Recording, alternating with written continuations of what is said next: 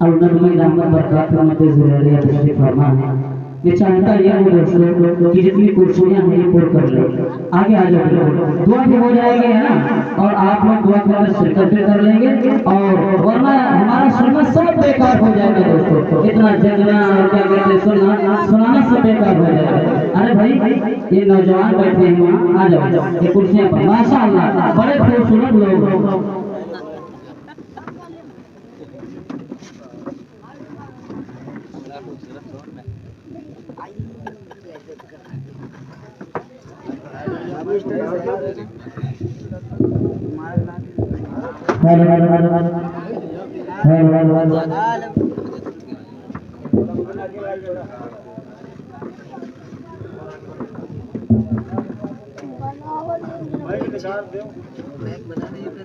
بسم اللہ الرحمن الرحیم.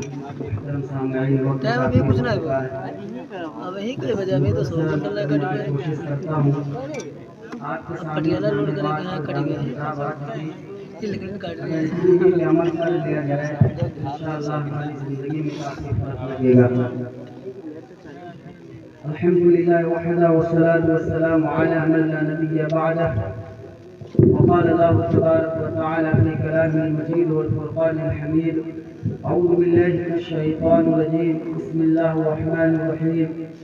يا أيها الناس اتقوا ربكم إن زلزلة الساعة شيء عظيم يوم ترونها تذهل كل مرضعة عما أرضعت وتضع كل ذات حمل حملها وترى الناس سكارى وما هم بسكارى ولكن عذاب الله شديد. عن ابي هريره رضي الله عنه قال ان النبي صلى الله عليه وسلم قال: سبعه يظلهم الله في ظله يوم لا ظل الا ظله: الامام العادل وشاب نشا في عباده الله ورجل قلبه معلق في المساجد ورجلان تحابا في الله اجتمع عليه وتفرق عليه ورجل دعته امراه ذات منصب وجمال فقال اني اخاف الله ورجل تصدق فأخفى حتى لا تعلم شماله ما تنفق يمينه ورجل ذكر الله خاليا ففاضت عيناه أو كما قال النبي صلى الله عليه وسلم. عزیزان گرامی, ہمارے معاشرے کے اندر بے شمار بڑھتی ہوئی برائیاں اس بات کی طرف ہمیں توجہ دلا رہی ہیں کہ ان برائیوں پر روشنی ڈالی جائے. اللہ رب العزت نے ہم سب کو دنیا کے اندر آزمائش کے لیے بھیجا, امتحان کے لیے بھیجا. ہما وقت انسان کو یہ فکر لگی رہنی چاہیے کہ ہمیں ایک نہ ایک دن دنیا سے جانا ہے. یہ دنیا کی زندگی جس میں آج ہم اور آپ سانس لے رہے ہیں, یہ زندگی ایک دن ختم ہو جانی. یہ مکانات, یہ محلات, یہ بہتے ہوئے دریے, یہ نالے, یہ سمندر, یہ باغیچے, یہ سب ایک دن ختم ہو جائیں گے. یہاں تک کہ اللہ رب العزت کا ارشاد ہے: کل من علیہا فان, جو کچھ زمین پر ہے یہ سب کچھ مٹ جائے گا, یہ گھر مٹا دیے جائیں گے. وہ قیامت کا دن برپا ہوگا جس دن کے بارے میں اللہ رب العزت کا ارشاد ہے: یا ایھا الناس اتقوا ربکم ان زلزلۃ الساعۃ شیء عظیم. اے لوگوں, تم ڈرو اللہ کے عذاب سے, تم ڈرو اس زلزلے سے جو ایک بڑی عظیم چیز ہے. اور کہیں پر اللہ نے یہ ذکر فرمایا: اذا السماء انشقت, جب آسمان پھٹے گا. اذا زلزلت الارض زلزالها, جب زمین کے اندر زلزلہ آ جائے گا. القاریۃ والقاریہ, ایک بڑا بھوکمپ پیدا ہوگا اور تم لوگوں کو ایسے دیکھو گے جیسے کہ لوگ روئی کی گالوں کی طرح آسمان میں اڑا دیے گئے ہوں. ایسی حالت میں قیامت کا دن جب برپا ہوگا, لوگ میدان محشر میں نفسی نفسی کے عالم میں مبتلا ہوں گے. ایسی حالت کے اندر اللہ رب العزت 7 لوگوں کو اپنے عرش کا سایہ نصیب فرمائیں گے. آپ کوشش کریں کہ انشاءاللہ میں ان 7 لوگوں میں سے ضرور بنوں. جب لوگ قیامت کے دن ایک سگا باپ جس نے اپنے بیٹے کے لیے ساری زندگی کی رقم نچھاور کر دی تھی, وہ باپ اگر بیٹا 2 بجے رات میں اگر بیمار ہوتا تھا, وہ باپ دوسرے کی گاڑی لے کر جاتا. اسپتال کے اندر کتنی سخت سردی کی نہ ہو, لیکن اپنے بیٹے بیٹے کی محبت میں بیدار رہا کرتا تھا۔ اللہ کا قرآن کہتا ہے یہ باپ قیامت کی سختیوں میں، یہ باپ قیامت کے دن یہ بیٹا اپنے باپ کو چھوڑ کر بھاگے گا، ایک بہن اپنے بھائی سے دور بھاگے گی، ماں باپ سے لوگ الگ ہو رہے ہوں گے۔ ایسی حالت میں اللہ رب العزت تمام مجمع کے سامنے بلا کر اللہ تعالیٰ 7 لوگوں کو عرش کا سایہ نصیب فرمائیں گے۔ ان میں سے پہلا شخص ہوگا الامام العادل، انصاف کرنے والا بادشاہ۔ امام کے اندر صرف آپ یہی نہ سمجھیں کہ جو پردھان منتری کوئی بادشاہ، امام جو باپ ہے وہ اپنے بچوں پر امام ہے۔ اگر کوئی پردھان ہے وہ اپنی گرام سبھا کا امام ہے۔ اگر کوئی ایسا شخص ہے جس کی بات معاشرے کے اندر چلتی ہو وہ اس چیز کا امام ہے۔ اگر کوئی ایسا شخص ہے جس کے ماتحت کوئی لوگ ہے وہ ان لوگوں کا امام ہے۔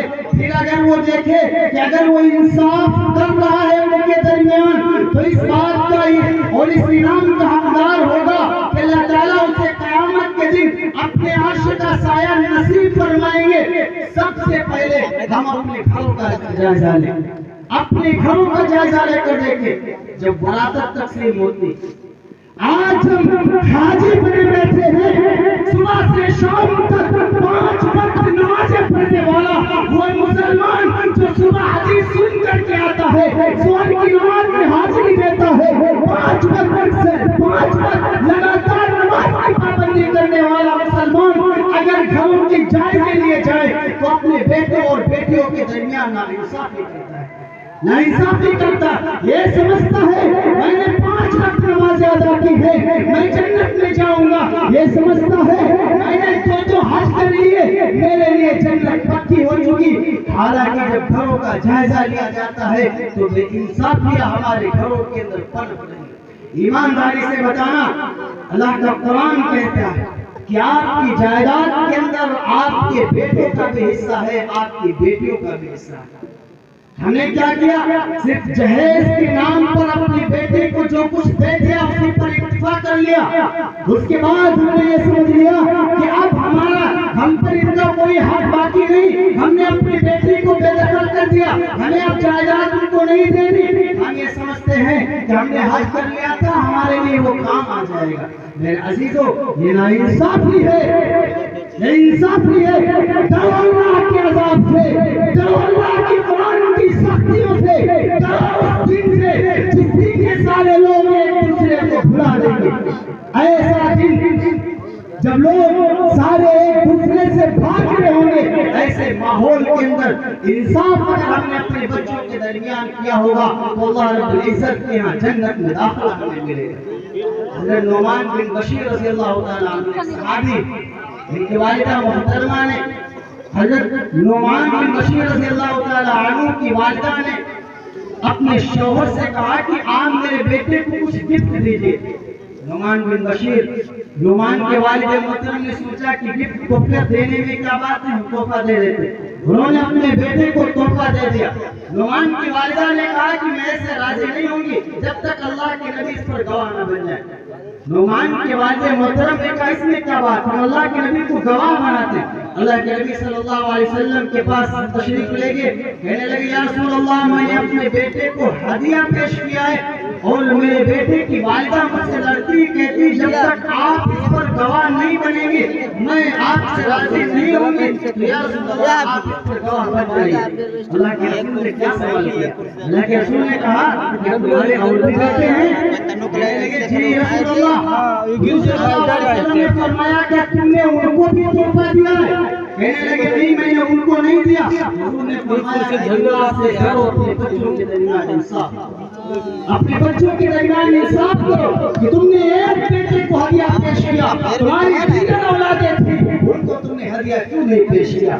علماء نے لکھا ہے کہ جو لڑکیوں کی جو وراثت ہوتی ہے انتقال کے بعد تو بیٹوں سے کم ملے گا، لیکن اگر کوئی باپ اپنی زندگی کے اندر اگر اپنے بیٹے کے لیے تحفہ لے کر آتا ہے، اگر اپنی زندگی میں اپنے بیٹے کے لیے کوئی گفٹ پیش کرتا ہے تو اس کا یہ حق بنتا ہے کہ اگر تم نے اپنے بیٹے کو دیا ہے وہ تحفہ لا کر کے تو اپنے بیٹے کو بھی پیش یہ انصاف کیا ہمارے گھروں کے اندر پایا جاتا؟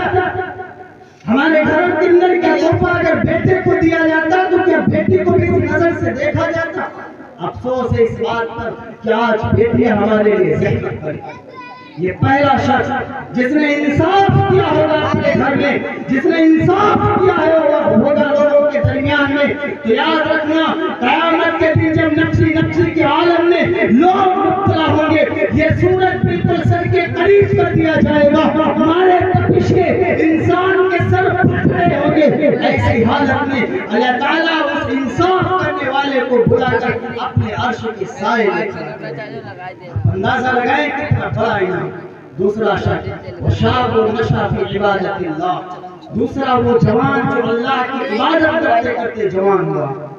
آج ہم سب جب بڑھاپے کے عالم میں پہنچتے تب نماز پڑھنے کے عادی بنتے، جب ہماری عمر 55 سال 60 سال کی ہو جاتی سورہ فاتحہ ہم سے آدھا نہیں ہوتا، وہ مسلمان جو ساری زندگی اللہ کے نبی کے گیت گاتا رہا، وہ مسلمان جو ساری زندگی اللہ کے کلام کو سنتا رہا، وہ مسلمان جو بچپن سے لے کر کے بڑھاپے تک اللہ کا دیا ہوا کھاتا رہا، لیکن اس نے جوانی میں کبھی اپنے اللہ کی عبادت نہیں کی، جوانی میں اللہ کے سامنے سر نہیں جھکایا۔ جب بوڑھا ہو گیا، جب سارے گناہ سے وہ ہٹ چکا، اب اس سے کوئی سجدہ ہی نہیں، اس وقت اس نے کہا کہ اب ہم تسبیح پکڑتے ہیں اور جماعت میں وقت لگانا شروع کر دیتے ہیں۔ ہم سمجھتے ہم نے بڑی نماز ادا کی۔ میرے عزیزوں، اس جوان کے لیے، کیونکہ جوان کی عبادت اللہ تعالیٰ کو بہت پسند ہے، انسان سب سے زیادہ بہکتا ہے جوانی کے اندر، لیکن نبی کا ارشاد ہے وہ جوان جو جوانی میں نہ بہکے، جو جوانی میں اپنے اللہ کی عبادت کرتا جائے اور کرتا کرتا جوان ہو جائے، اللہ رب العزت قیامت کے دن جب اللہ کے عرش کے سائے کے علاوہ کوئی سایہ نہ ہوگا، اللہ تعالیٰ اس جوان کو بلا کر اپنے عرش کے سائے میں کھڑا کرے گا۔ اور تیسرا شخص وَرَجُلٌ قَلْبُهُ مُعَلَّقٌ فِي الْمَسَاجِدِ، تیسرا وہ شخص جس کا دل مسجد سے لگا رہتا۔ مسجد سے لگا رہنے کا مطلب نہیں کہ آپ سارا دن مسجد ہی میں بیٹھے ہیں، فجر سے لے کر کے عشاء تک آپ مسجد ہی میں لگائیں، یہ مطلب نہیں۔ اگر آپ نے فجر پڑھی تو انتظار اس بات کا ہو کہ ہمیں ظہر بھی پڑھنی، آپ ظہر پڑھ کر کے گئے، آپ کو انتظار اس بات کا ہونا چاہیے کہ ہمیں بھی عصر پڑھنی ہے، مغرب پڑھنی ہے۔ وہ شخص جس کا دل مسجد سے لگا رہتا ہو، اللہ کے سامنے عبادت کرنے میں دل لگا رہتا ہو، ایسے شخص کے لیے اللہ کے نبی نے ارشاد فرمایا قیامت کے دن جب اللہ کے عرش کے سائے کے علاوہ کوئی سایہ نہ ہوگا، سورج سوانے پر ہوگا، انسان کا سر مارے تپش کے پھٹنا ہوگا، لوگ نفسی کے عالم میں مبتلا ہوں گے۔ اللہ رب العزت اس شخص کو جس کا دل مسجد سے لگا رہتا تھا تمام مجمع کے سامنے بلا کر اپنے عرش کے سائے میں کھڑا کرے گا۔ کتنا عظیم انعام اس تیسرے شخص کے لیے۔ چوتھے نمبر پر رجلان تحابا فی اللہ اجتمع علیہ وتفرق علیہ، وہ لوگ جو صرف اللہ کے لیے محبت کرتے، نفرت صرف اللہ کے لیے کرے، محبت صرف اللہ کے لیے کرے، بھائی اللہ ہی کے لیے محبت کرتے ہو۔ اب دو لوگ آج کے دور کے اندر اگر محبت ہے تو دولت دیکھ کر کرتے، اگر کسی کے پاس پیسے ہیں اس کے پاس اٹھے بیٹھیں گے، اگر کسی کے پاس کوئی فائدہ ہمیں حاصل ہونے والا ہے نہیں ہم اس کے قریب نہیں نکلیں گے۔ آج وہ لوگ جو ایمان کے دعوے دار ہیں، وہ لوگ جو ایمان کا دم بھرتے ہیں، وہ لوگ جو اللہ کے کلام کی تلاوت کرتے ہیں، کیا ہم یہ بھی سوچیں کیا صحیح معنوں میں ہم نے اسلام کو قبول کیا ہے؟ کیا وہ تمام فرمودات پر ہم عمل کرنے والے ہیں جن کا مطالبہ ہم سے شریعت کر رہی ہے؟ جو وہ لوگ جو صرف اللہ کے لیے محبت کرتے ہو۔ حدیث میں ہے کہ ایک دفعہ ایک شخص جا رہا تھا کسی سے ملنے، اللہ رب العزت نے انسانی شکل میں فرشتوں کو بھیجا، فرشتے کو بھیجا، کہا کہ جاؤ اس سے پوچھو کہاں جا رہا۔ وہ گیا، فرشتہ گیا، پوچھنے لگا کہ آپ کہاں جا رہے ہیں؟ وہ شخص کہنے لگا مجھے فلاں صاحب سے ملنا ہے۔ وہ تو فرشتہ کہنے لگا کیوں ملنا ہے؟ تم سے ان کا کوئی کام ہے یا کوئی معاملہ ہے؟ تمہاری غرض ہے، آپ کس لیے جا رہے ہیں؟ شخص کہنے لگا بھائی مجھے کام تو کوئی ہے نہیں، بلکہ وہ صرف اللہ والے ہیں، نیک ہیں، میں صرف اس لیے ملنے جا رہا ہوں تاکہ نیک لوگ ہیں اور ان سے میں بھی کچھ سیکھ لوں گا، مجھے بھی کچھ حاصل ہو جائے گا۔ فرشتے نے کہا کہ میں اللہ کی طرف سے بھیجا ہوا فرشتہ ہوں، اللہ رب العزت نے مجھ سے کہا ہے کہ جاؤ یہ کہہ دو کہ اگر تم صرف اللہ کے لیے ملاقات کرنے جا رہے ہو تو اللہ تم سے محبت کرتا ہے۔ جا کر کے کہہ دو اگر تم اللہ کے لیے ملنے جا رہے ہو تو اللہ تم سے محبت کرتا ہے۔ یہ چیز ہم اپنے اندر دیکھیں کہ ہم اللہ کے لیے بھی کبھی سفر کرتے ہیں۔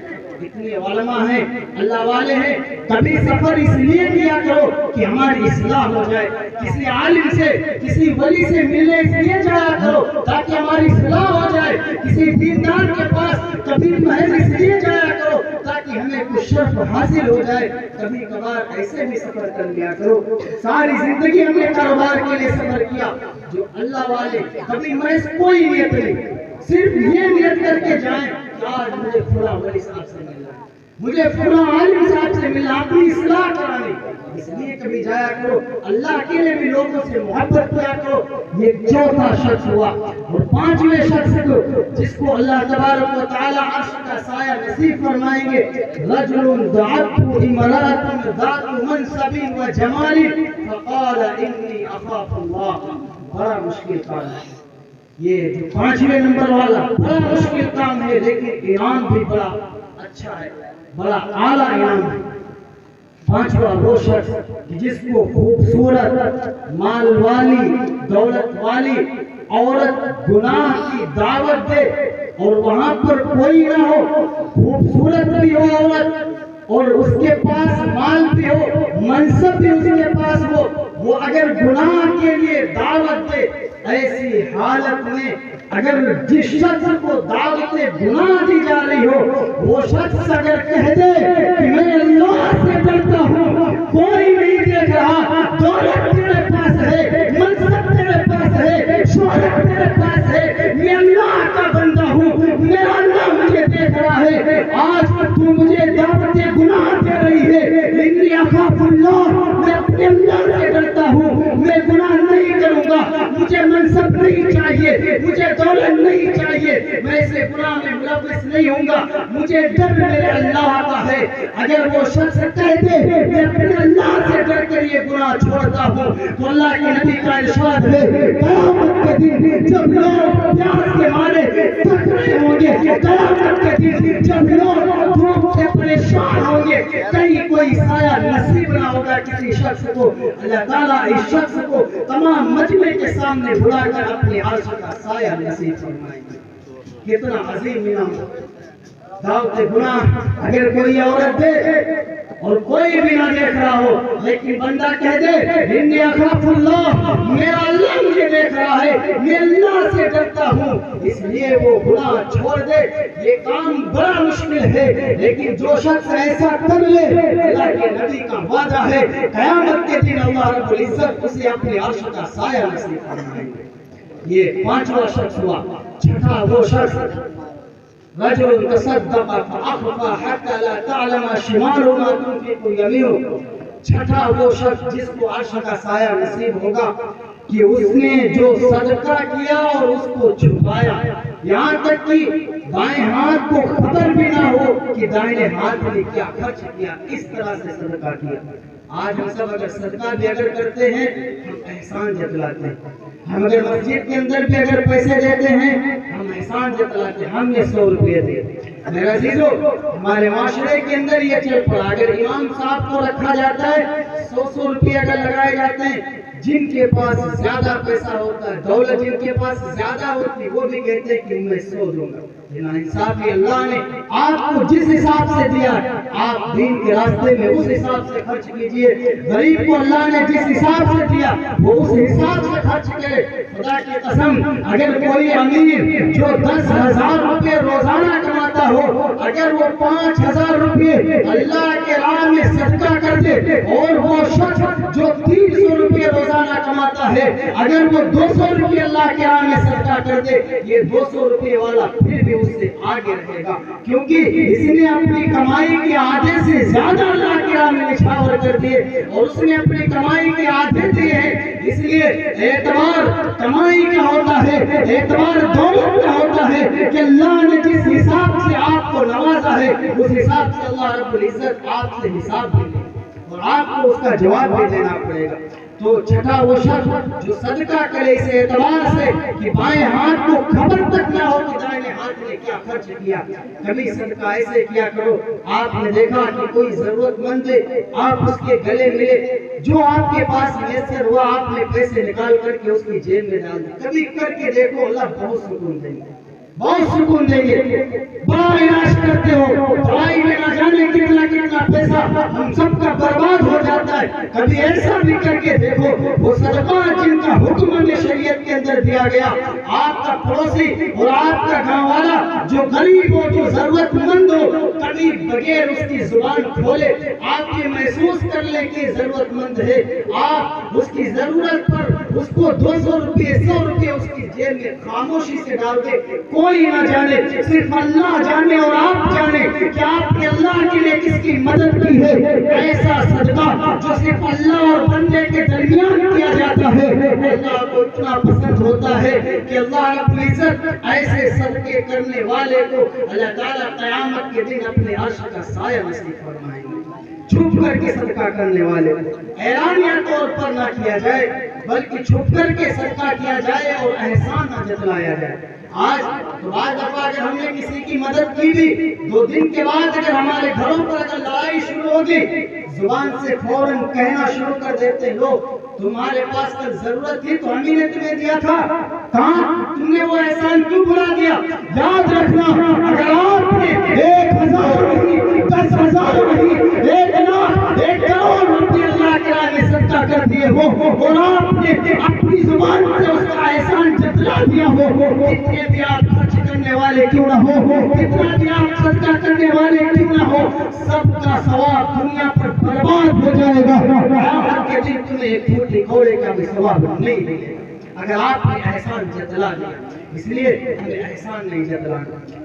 آخری وہ شخص، 7واں وہ شخص جس کو اللہ رب العزت اپنے عرش کا سایہ نصیب فرمائیں گے، وَرَجُلٌ ذَكَرَ اللَّهَ خَالِيًا فَفَاضَتْ عَيْنَاهُ۔